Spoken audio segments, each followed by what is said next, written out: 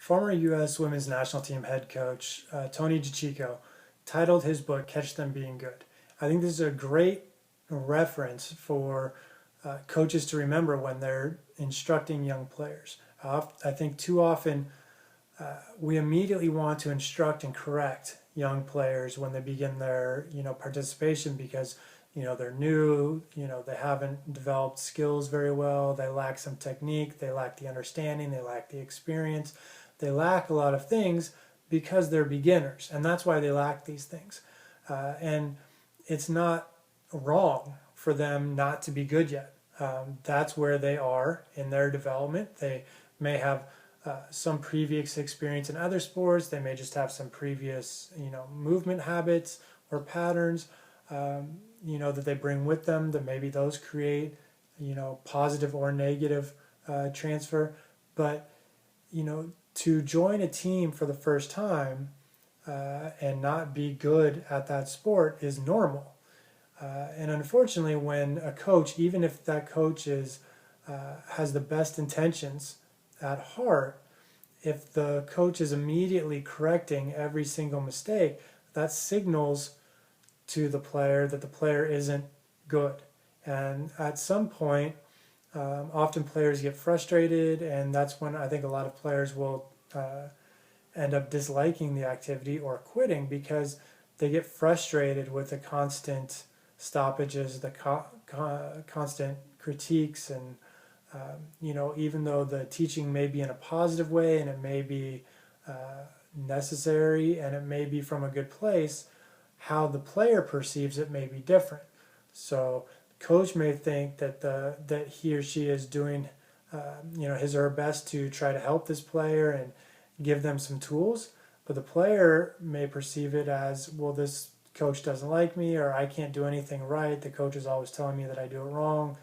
I might as well give up, or I might as well find something else to do.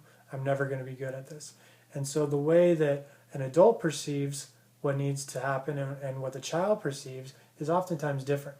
And, as a coach, we need to understand where the player is from a, social, psychological, emotional, developmental perspective.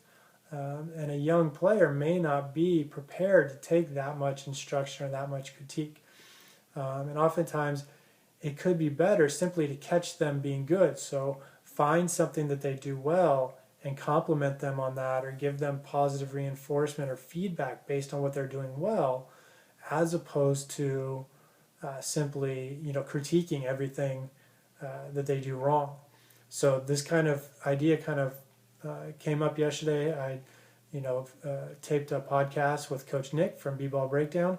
I don't know if it's up yet or not, but we were talking about the goofy foot layup and how I don't like that NBA analysts refer to a right-handed layup jumping off the right foot as wrong, and how it actually may be more developmentally appropriate for a young player because that's the pattern of movement that young players have done before playing basketball.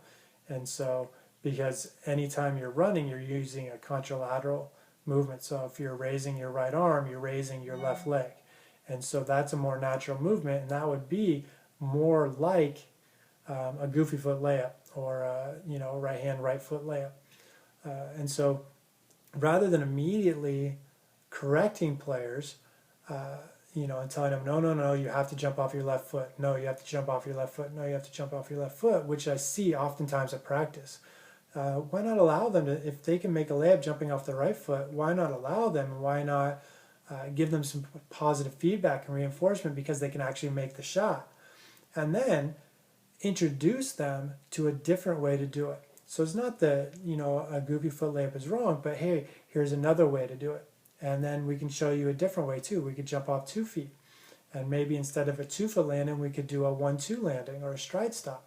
So there's, a lot of different ways that you could shoot a layup. And so then you're reaching them from a positive reinforcement, and you're finding what they can already do, and then you're building upon that, as opposed to taking something that they can do and saying, no, that's wrong, you need to do it this way. So now there's just a different perception and a different mindset that creates within the child, and within their ability to take instruction, and just their perceptions and their feelings of being able to do something. So if we can, instead of immediately saying no, you're wrong, or no, do it this way, say, hey, good job, way to make that layup, here, and then allow them to continue for a little bit, and then eventually, hey, let's try it this way too. Can you try and make the layup in a different way? So maybe it's a right foot left hand layup, maybe it's an inside hand layup. So there's different ways to shoot. So rather than telling them the way that they do it is wrong, say, hey, that's one way to do it and that's good. Can you come up with a different way to do it? And challenge them to make the changes on their own and to find different solutions for the problem. And that becomes a more positive way of changing a behavior, or teaching a new technique, while also giving them the positive reinforcement and some positive feedback, where you're able to catch them being good, even when it's something that you may be making an effort to change or to add to, as opposed to simply only having them shoot a right foot right hand layup. We want to expose them to the left foot right hand layup and an inside hand layup and a 2-foot layup. So we catch them being good, and then we challenge them and encourage them to add to that, as opposed to simply telling them they're wrong and they have to change to what the coach perceives to be the right technique.